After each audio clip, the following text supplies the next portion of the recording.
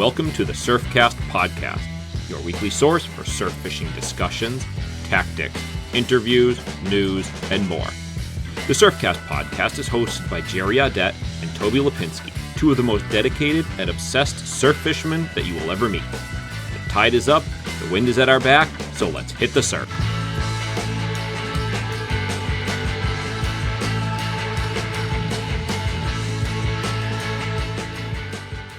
So, Steve, have you been out fishing lately? I mean, the weather turned cold on us here. I've been thinking about it, but I've wanted to first start off asking you if you've been out. I know you usually fish kind of late into the fall. No, I haven't fished in a while. I'm looking at my little screen here on the computer. It says temperature 31 degrees. That's a little bit too cold for me. Plus, I needed a break. I really fished very hard in the months of October and November, until basically the end. My mom passed away in September, so I missed basically the whole month because she became very ill and subsequently passed away. So I missed a very good month. I understand fishing was good, but when I did finally get out, return fishing in October, I really hit it hard and went. I think I went 15 trips in October and maybe likewise in November. So and it was a pretty long season even before that. I made quite a few trips. So yeah, I need a break. How was November? November was shitty, if I can say that. It was okay. October was very good. Very good. I give it a solid A-, and November was a disappointment. I think all the fish went to New Jersey. Yeah, I know. Jerry and I had we had no peanut bunker in Rhode Island, none. Yes. The primary bait was anchovies, and mullet. There was some mullet, and I understand there's still mullet around. Believe it or not, that's crazy in Rhode Island. So anyway, that's what happened. October was very, very good, and then November just right down the toilet. Interesting. Yeah. For me, and my other friends. I mean, one of my buddies got a 48 pounder, so he's happy. He could have got skunked 10 trips in a row, but he got a 48, so he was happy. Yeah, that's and my other good friend, Dave Pickering, he did okay. I mean, he does catch a fish in a puddle, but he didn't do normally as well as he has been in the past. I mean, he usually catches hundreds of fish in November, but it wasn't that way this year. There were no blitzes like New Jersey was having. We usually have that in September, October, November, but it didn't happen in November. I fished night and day, and it was just 2 here, 1 here, 3 here. Nothing concentrated. Yeah, well, I didn't really get out very much in November, Steve, myself. So your crappy November is better than my not fishing so much in November. Definitely. I mean, I'm complaining, but I'm not complaining because it was good to get out. I mean, September was a nightmare for me. It really was. Sorry to hear that. Hospitals, mortuaries. My mom passed. It was just not good. Yeah. I mean, she was 98 years old. She had a great life and everything. And, nobody lives forever. But it was just sad. When you lose a parent, no matter how old or young they are, it sucks, So let me ask you a question, because this is a natural follow-up to that. When something like that happens, are you a guy who goes to the surf to fish as like a relief, or is it takes the fun out of it and it makes it too distracting? Like what does it do? Well, I'd say it's a 2-part question. I'd say during the month of September, I didn't go because I didn't feel like going. I couldn't really. I was emotionally drained, and I wanted to go, but I was talking to my friends and they were doing well, but I didn't feel right going also. So what I did is I just did what I had to do, go get through it. And, really first week October, I said, I'm going. I got to get out, clear my head and catch a fish, Yeah. So, yeah. Because September can be a great month, Yeah, certainly can be. Yeah. Well, hopefully next season goes picks up better than this one ended. Yeah, this was you got quite a season. I'm gonna remember 2023, boy. The spring was A plus plus. I mean, it was very good, and superlative, and right through the summer, and then then that happened, and it kind of changed things, of course, and then I got back into it, and it was good in October, and then it got crappy in November. So it was very, very up and down, I guess, or up, and then down, down, and then up, Yeah. and down. All right. Well, welcome to the Surfcast podcast. We've got Thank you for asking me. We've got a special guest here tonight, Steve McKenna, well-known Rhode Island surfcaster. Thank you very much for joining us, Steve. It's greatly appreciated. Well, I appreciate you asking me. Be happy to participate for sure. Yeah, we're really happy to have you here. That's for sure. And we're going to talk about a few different things for sure. That nice lead-in actually was a great little conversation we just had. But, there's a lot of things you're known for, Steve.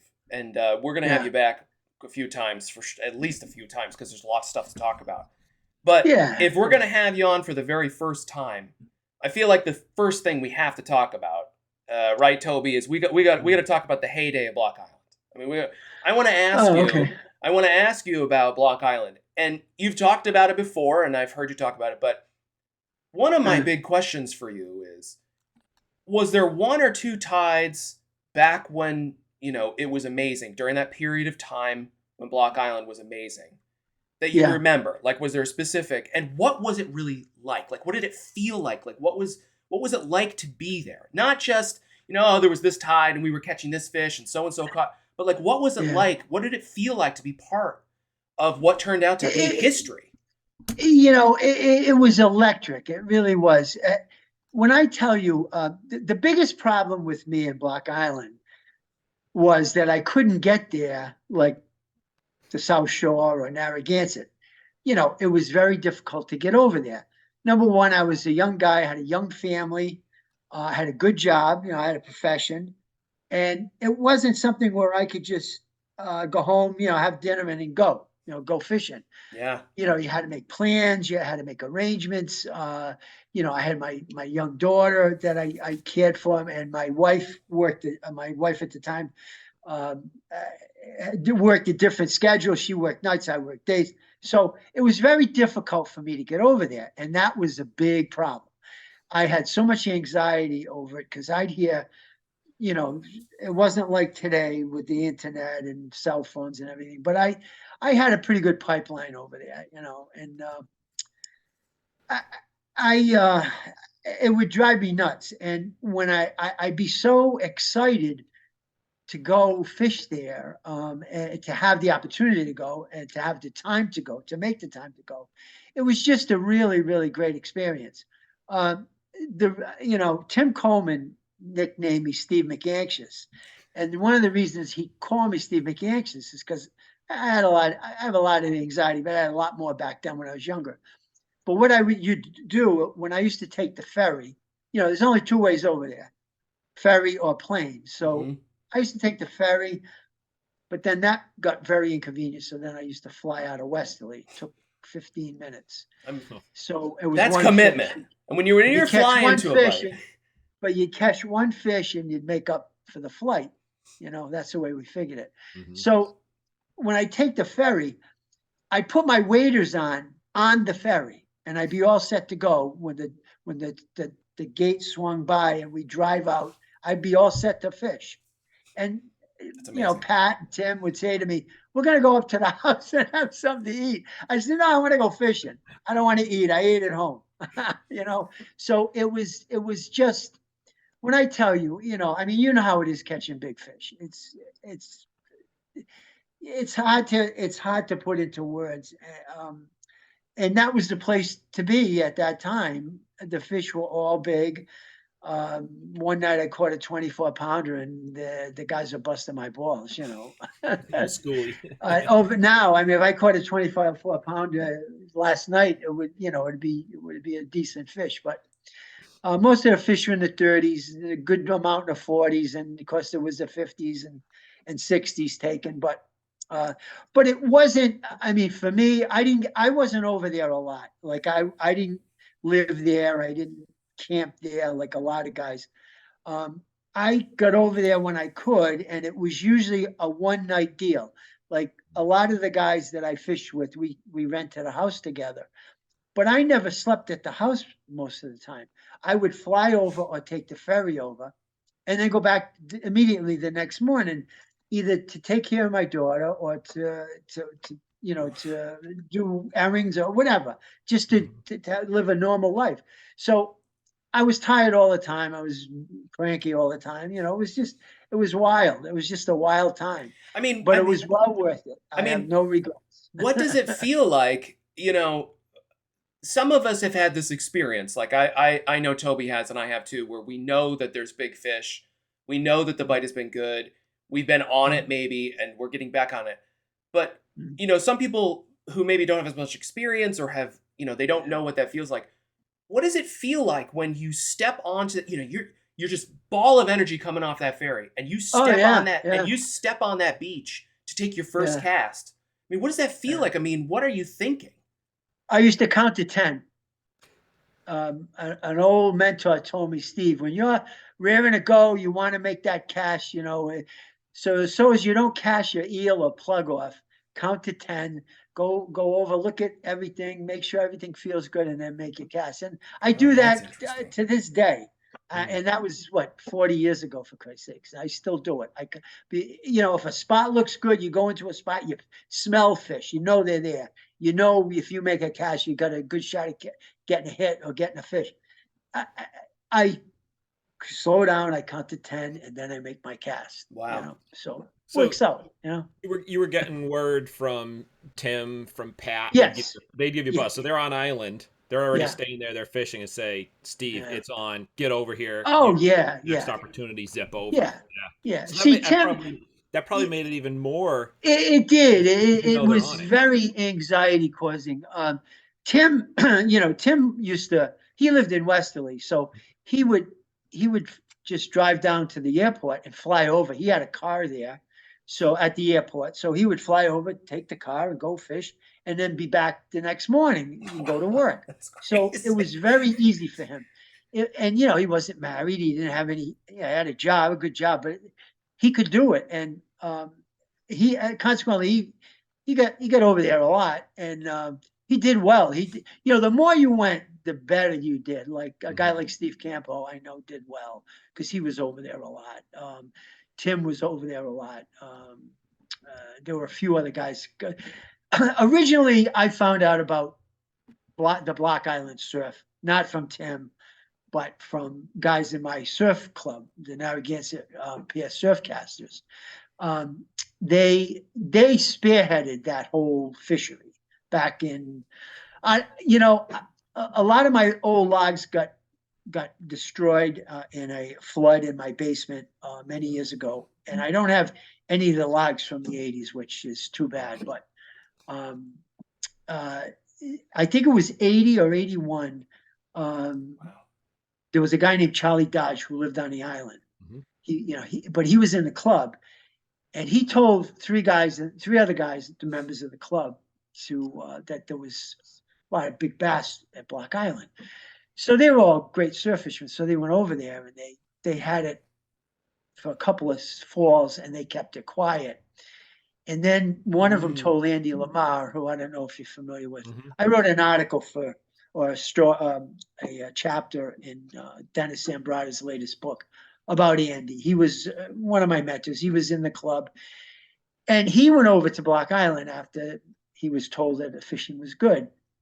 He went over there with a guy named Jack Snow, a Narragansett guy, and also in the club. But anyway, make a long story short, Andy Lamar ends up telling me and my partner out La Valley. So we went over there. I believe it was 82. That was our first trip. Now, nobody was there. Nobody. I mean, just us and the fish. That was it. So we had it for a couple of years. Then the word got out.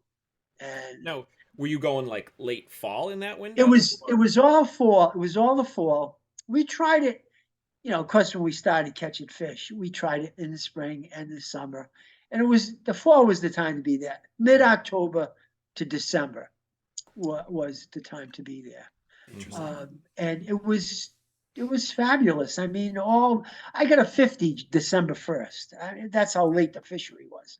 It was fantastic. I mean, I could go on and on and on. Like Dennis Zambrano talks about the snowstorm blitz. Well, there were a lot of snowstorm blitzes, I'll tell you that. When it got really crowded, one night I can tell you, when it got crowded, we tried to get away from the people. Southwest Point and all the other spots. I'm not going to spot burn, but all the other spots are crowded. And it was guys from all over New York, Connecticut, Rhode Island, whatever. So my partner and I out in the valley, we figured, let's try to get away. So we went up to North End. We started at Cow Cove. Mm-hmm. And we used to call it the bowling alley because it was like bowling, a big, big balls, a big bass. So we started there and we worked our way down the north side and the cliffs. And I got to tell you, every point there was a 40-pound fish.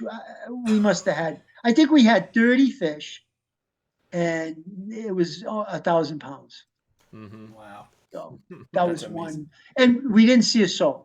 And it was just, us and the fish, as I say. So it was fabulous. And, just every night was more superlative than the last. It was just very, very good. Again, my problem was getting over there. I was sick about it. So going back, hold on. So going back just a second, do you remember the details about that 50 on December 1st? Like what the conditions were? Yes. How you caught it? Yeah, of course. Stuff? Of course. Yeah. Can you tell us about that quick? Yes. It was a Friday evening. I flew over because I started flying more than taking the boat because the boat was a pain in the ass. There wasn't the fast ferry, and it took a long time, and it didn't run that much in the late fall. It only ran 2 boats a day or whatever, and it just was not convenient. The flight, I hate flying, by the way. I detest it. Like that's funny. I'm already worried about going to Florida with my wife on vacation in February because I'm shaky Jake when it comes to flying.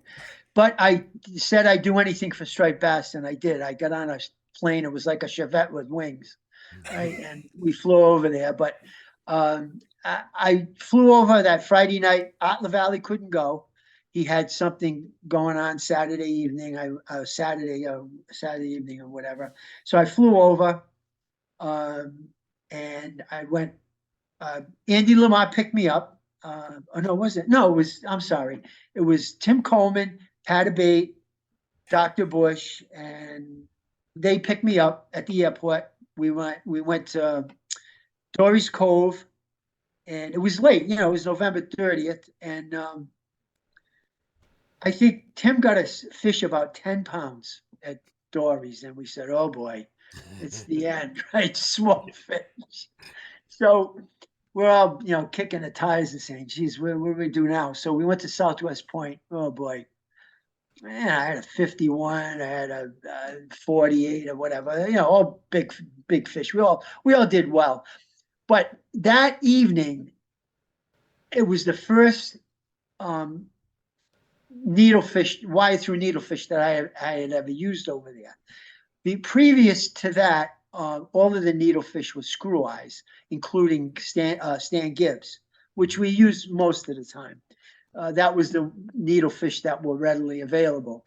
Which needlefish, that's another Block Island story, which I don't know if you want to get into now, but maybe at another time. But anyway, so out in the Valley, my partner was in the tackle business. He owned Acme Tackle, which makes the Castmaster, or did make the Castmaster. So he had a lot of connections in the tackle business, as you would assume. So he knew John Gibbs very well. So he called John up a couple of weeks before that 51 trip, we'll call it. And he said, "John," he says, "the fish are ripping the needlefish apart. They're ripping the screw eyes out. We're unscrewing them, epoxying them, but it doesn't matter. The fish are huge. They're just ripping them right out." So he said, "Well, I'll try to make a wire through." So he started making them, and he gave out 6. He sent him 6. And I knew I was going over that evening, so he gave me 2 of them, and they weren't even painted. They were just clear coated. So I went out and bought a can of blue paint and a can of green paint, the Block Island green, Fluorescent green, and I sprayed one of each. And I went over, and the fluorescent green one was, I think I told you the story before. That was the one, and I caught a bunch of fish, and I didn't drop any, nothing ripped, they didn't rip it apart. So that was the next day I went home. I flew home that day and called Art up, and I says, Art, tell John Gibbs he's got a good product there. and that, he started producing them, and that's when they were sold. And I think I was the first guy to ever use a wire through needlefish, because they weren't even painted, and Art said these was the first 6 he made, so I take him at his word, Wow. And that was it. And then everybody made wire through. Now, so before that, obviously you're saying you're using screw eye needlefish, like the classic, etc. Yes. Before, when you first started there, were you throwing needlefish already, or were you from No, this was Rebels, and then it when I went over there, Toby, Jerry, the needlefish wasn't even in existence then. Boone made one, but no one used it. No one really knew about it. The hot plug when I was there the first few years was the loaded redfin. Mm-hmm. That was the drug of choice, or the plug of choice, for the first few years I was there. And I had some stellar nights with that plug, let me tell you. And they chewed it up, ripped it apart occasionally, but not like the screw eye needlefish. Mm-hmm. It was a better constructed plug, I guess. Yeah, I've heard that I talked to Pat Abate a few times, and that's kind of what he indicated. Yeah, Pat actually is the guy who taught me how to load them. Mm-hmm. Yeah, so he went redfin Rebel, which was still nowadays seems odd that there's a Block Island fishery because of the aura that's come of the needlefish over there. There's the fishery before it, it developed. Oh yeah, yeah. And what happened? There, the majority of the bait that the fish were eating was sand eels, and they were about the same size as a 6 or 7 inch needlefish or redfin. So that's why I think they work so well. Because we tried everything. We tried, even live eels, rigged eels, all different types of metalips and darters, but the needlefish plug really, the redfin first, and then the needlefish really worked out well. I don't know who discovered the needlefish or tried it, but I think that's probably why, because the bait was, resembled the bait that was predominant, Now, were you seeing a lot of those sand eels? That's like yes. Regularly, or just on occasion? All the time. All the time. They were in the wash. They were all around. Yeah. At night, as soon as it got dark, you'd feel them bumping your boots of your waders. Wow. Yeah, and shine your light down, your neck light down in the water, and they like this big. Wow. Perfect. It's one thing I have not seen in the times I've fished Block. I have yet to run into needlefish in the surf there, or sand eels, excuse me, in the surf. It's funny that the fishery is so based off of that traditionally, and then I've yet to see it. I know. Yeah, it's weird. It is weird how just things change. The bait changes, the lures change, but I mean needlefish still work now. I mean they were great plug. It's just something about it, I guess. Yeah, actually, so that's a good transition point to this question I was just thinking is, you were one of the originals to use the needlefish. You were one of the first to use you potentially were the first to use the wire through, and you get a 51, which is wild to think about, right? Yeah, that's crazy. Yeah, right? That was quite a night. Yeah. Then when you come back to mainland Rhode Island, were you on fire about the needlefish? You were like, this is it. I got the plug for next season. Like, how did the next season go in your home waters with the needlefish? Well, it worked out well, but I think if I remember correctly, the stubby needlefish was better in Rhode Island. I think because, and the larger needlefish, of course, was great out at Block Island for several years. This lasted, I'm talking maybe 83 to 84 to 88, maybe it's then the fishery started declining. But back on the mainland, the stuff, I remember the Habs, John Habrick made a stubby needlefish, and it was very good. It really worked out well, better than the bigger needlefish. So that was then. Now the regular needlefish is a great plug. Works, works Yeah, so you're still fishing the needlefish pretty hard? I mean, is that something that's in your bag all the time? All the time, the time. I carry at least one Super Strike and one Beachmaster wad, or 2 ounce. And obviously you're not, as many guys think, which is really unfortunate. A lot of guys get stuck on needlefish and sand eel. Maybe it's because it looks like a sand eel. Maybe it's because of that Block Island history. But I'm assuming you're using the needlefish in lots of situations that have nothing to do with sand eels. Is that right? Absolutely, yes.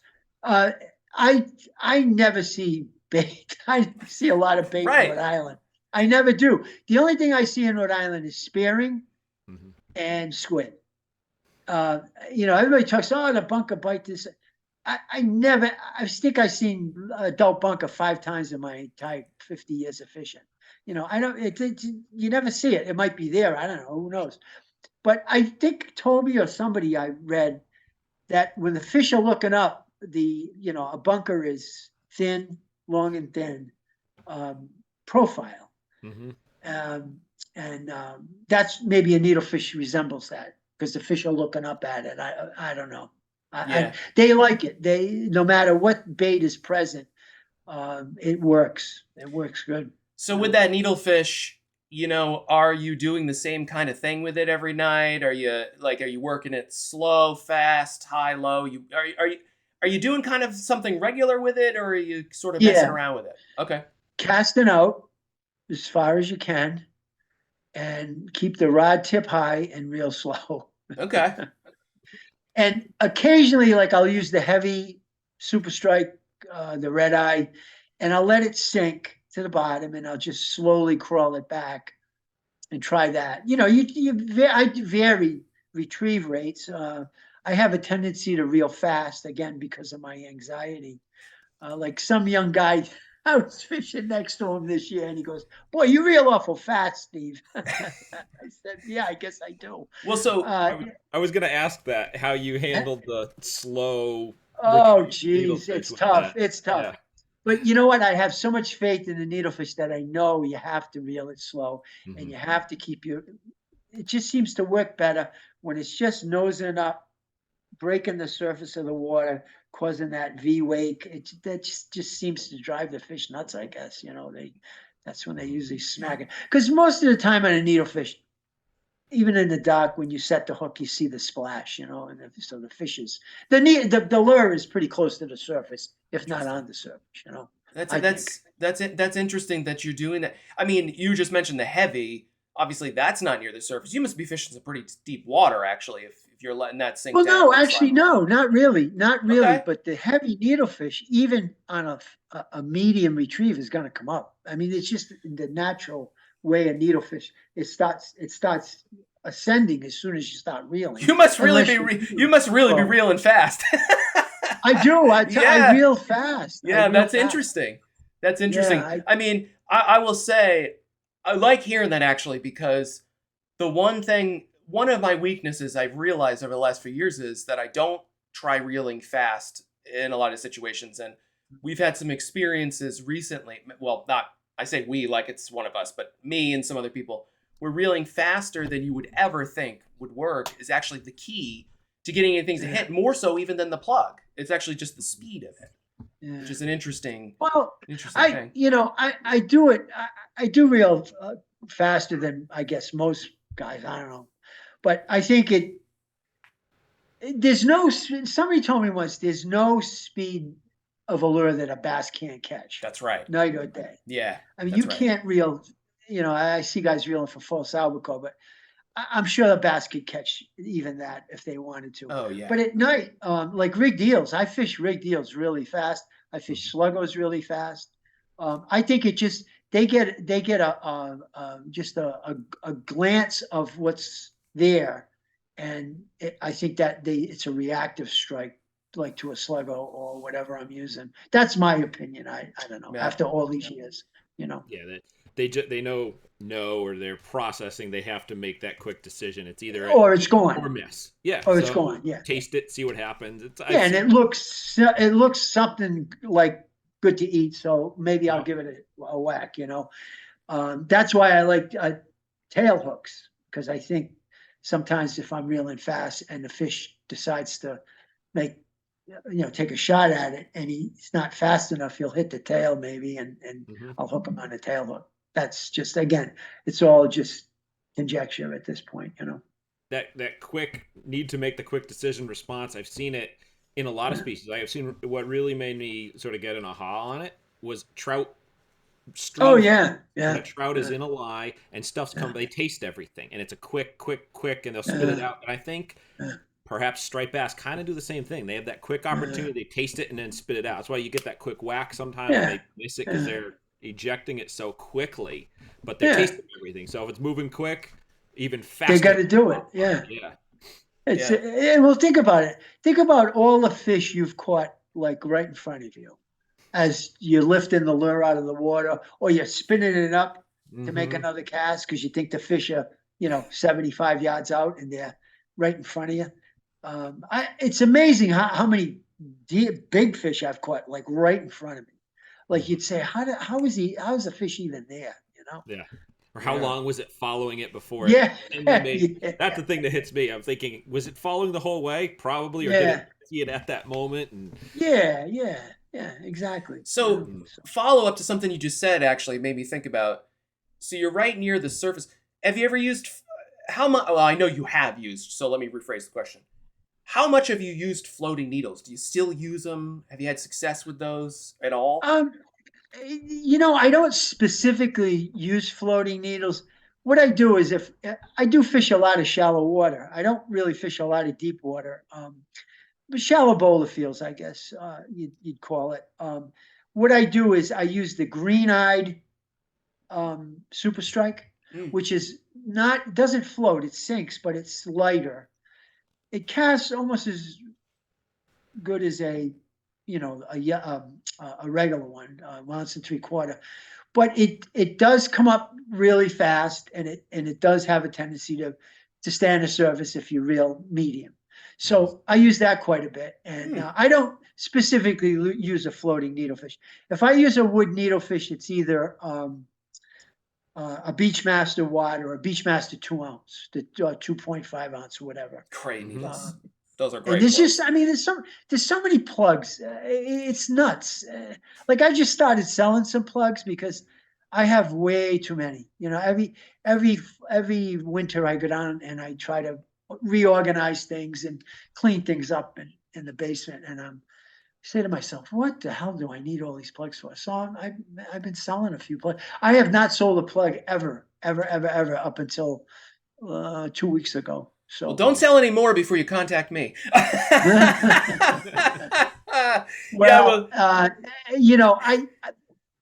Somebody was just saying that they use like 9 plugs, and that's true. I use 9. Like I'll carry 9 plugs. Some of them will be different. So I'll try a new one once in a while now and then. But I basically carry like 8 or 9 plugs, and that's it. And bucktails and soft plastics and sluggos. That's about it. Interesting. Yeah. The reason I asked about the floating needle was 2023 is the first time I've ever had even any fish at all on them. And how did that work out?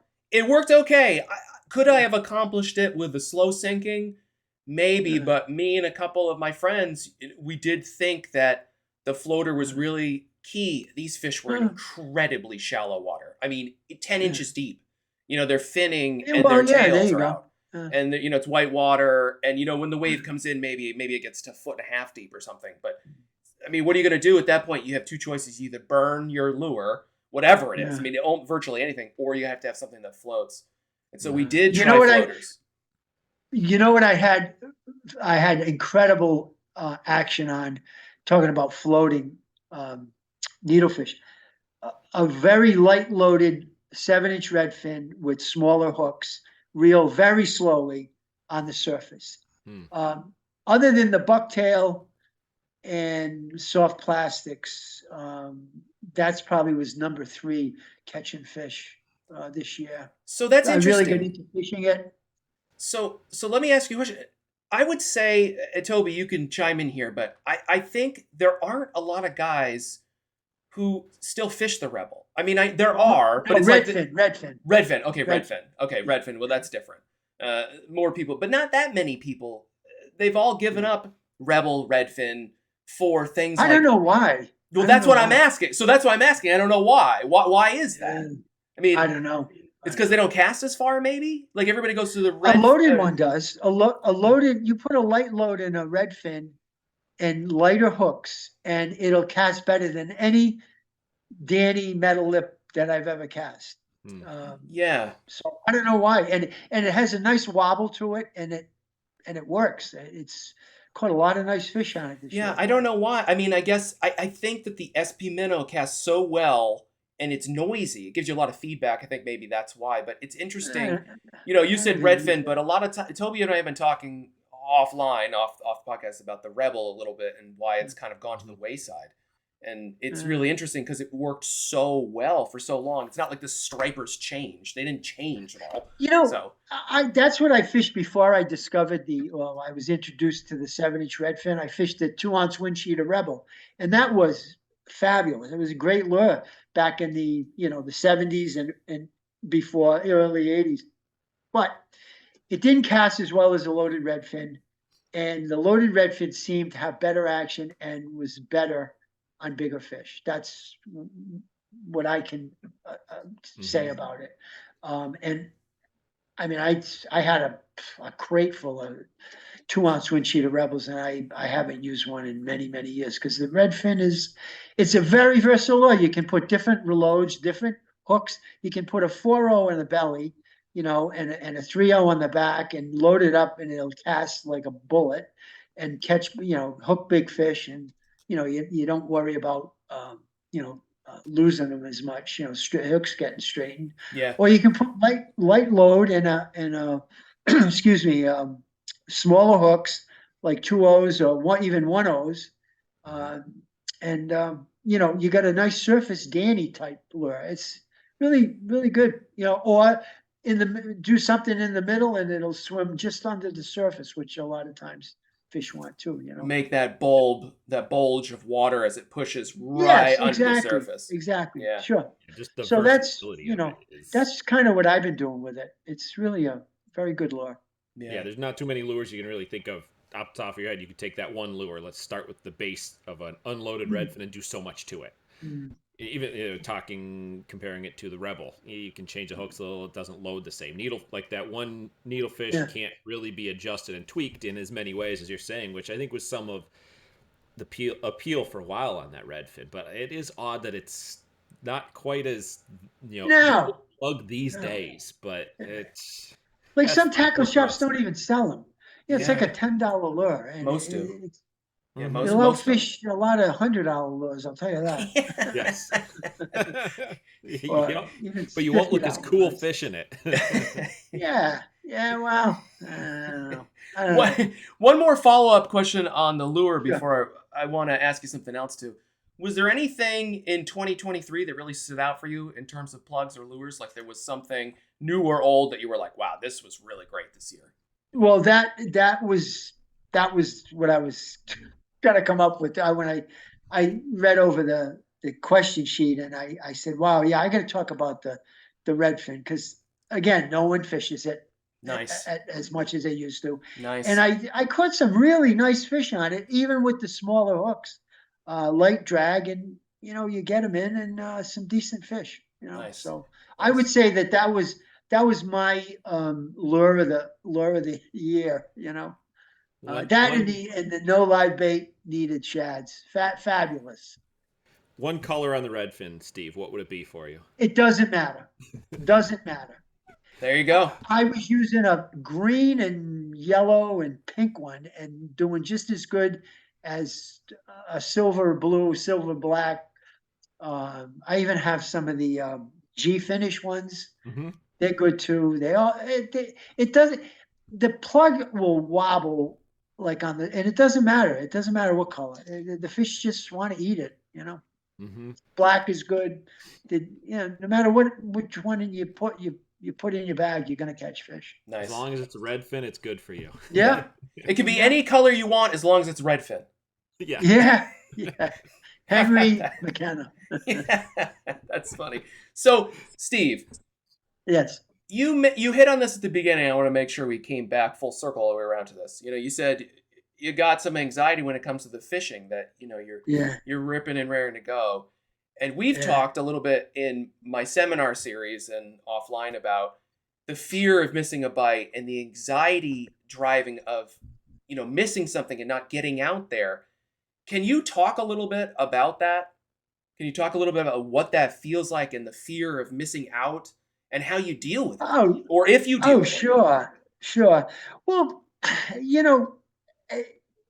it's a natural thing that you're not gonna be able to go with a night where your buddies kill the fish and they tell you about it, and that's I wish I was there. I want to go. You feel bad about it, but now it's just multiplied because you got Instagram and Facebook and Stripers online, and I got this last night, I got that last night, I got this, the big, and it's like, oh my God, I got to get out there, and you want to go every night, but of course I can't do it anymore. I can't because of my age. I'm slow. I slowed down, But back years ago when I could go every night for 5, 6, 7, 8 nights straight, we used to pray for the wind to go northwest or north to turn the bite off, because it was just it got to be like a job. As my wife says, she says, boy, it's more like a job, Steve, to hear you talk about striper fishing. Mm-hmm. Because it is. It's like it's a cult. It's just you guys know, it's just an amazing sport. It's not like any other fishing other than maybe Atlantic salmon fishing, as I understand. So in its But it's the worst paying job. Yeah, the worst paying job. Yeah. So it's the anxiety. You want to be there. Like my wife said to me the other day. She said, "We got to go to this thing in May right away." I said, "Oh, when?" I asked her, "What day? Do you know what day?" And she said, "Yeah, I don't know, the 16th." So I Googled the May 2024 to see if it was the moon, right? Nope. And Nice. I'm worried about next May. It's freaking December. Yeah, it's December right now. We're recording this. You're worried about May. So I said to her, I may not be able to go. Nice. So it's for my granddaughter. So anyway, but I checked and it's it's in between moons or something. Oh, perfect. Perfect. Quarter moon. Perfect. So then I'll still be worrying. My buddy will go or somebody will go and I'll say, boy, I wish I was out there, Yeah, that's funny. So I still get those feelings. So then the question is, and this comes up a lot, and I think, all kinds of relationships and jobs and everything else have been ruined. Can it really be an addiction? Can it feel like I want to stop, but I can't? Well, it is. It's an obsession. You have to do it. It's in your blood or whatever. You're driven to go, but you have to temper it with life. And if you don't do that, you're going to be a sorry son of a bitch. You have to, if you're married, particularly if you're married. I mean, I've never met a woman yet that understood how we feel, unless maybe she's an official woman or whatever. But most women don't understand why you have to go 3 nights in a row because you caught fish the previous 2 nights. Well, why have to go to the 3rd night? You're catching the same fish. You're gonna, they don't understand why you might get them. It's just very hard for anybody, or really anybody else, any civilian, to understand. What it's like to be a striped bass fisherman, especially a surf fisherman. A friend of mine, his wife threw him he turned 50. So she threw him a 50th birthday party, invited a lot of people over the house and stuff. So during the party, the wind went northeast. He left, drove to Point Judith, got on his boat and drove the boat to Block Island. He That's said, amazing. I got to leave. The wind's northeast. We're getting a storm. I got to go. That guy's this 50th birthday party. That's my hero. True story. That guy's my hero. Did he catch? Do you know if he did well? Was it worth leaving the party?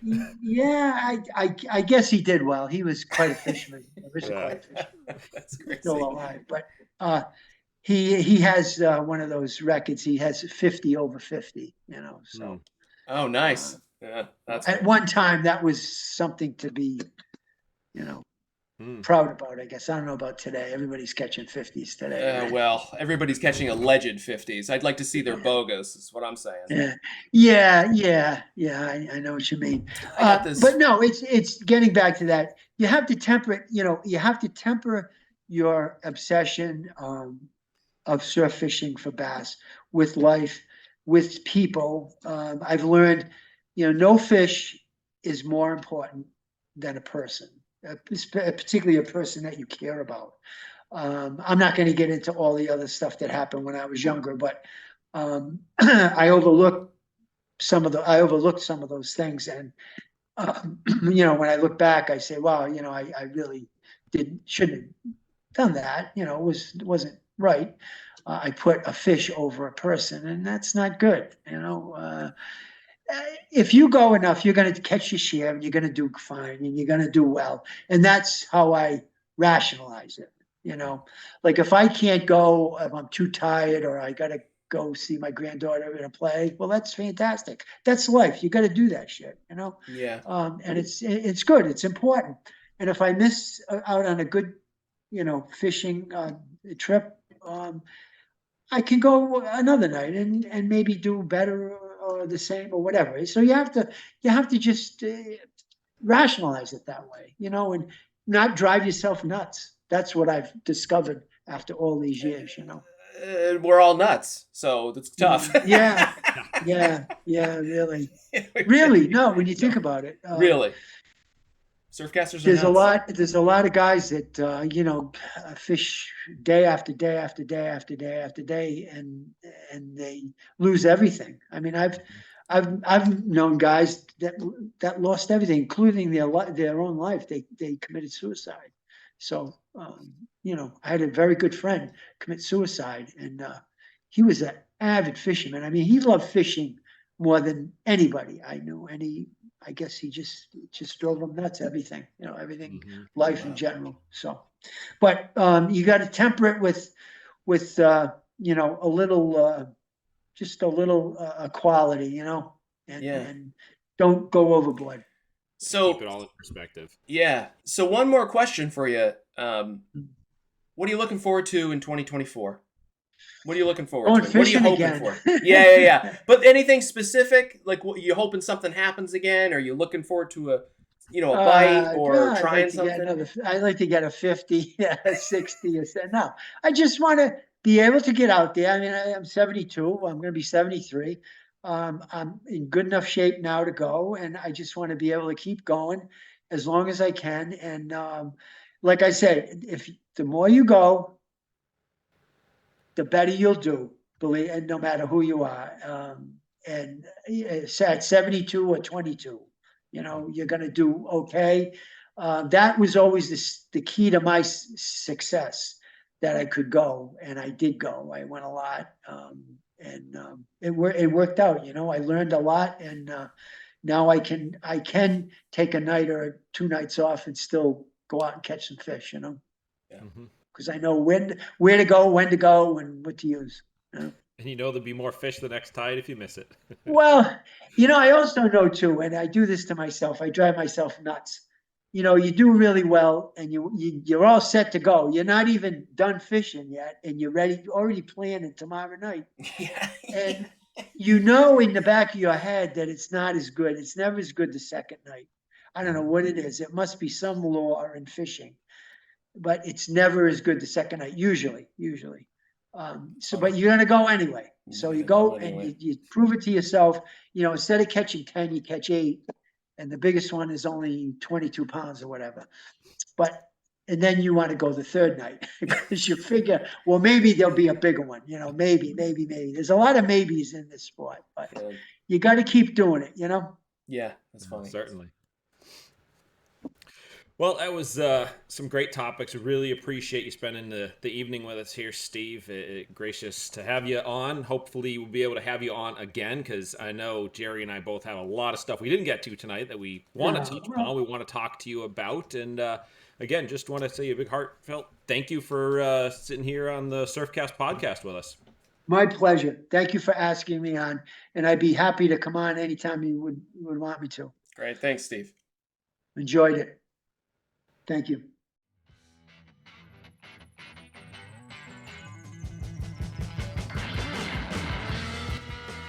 This has been a weekly edition of the Surfcast podcast. You can find out more about the podcast and find more episodes at surfcastpodcast.com. And be sure to check us out on social media at the Surfcast Podcast.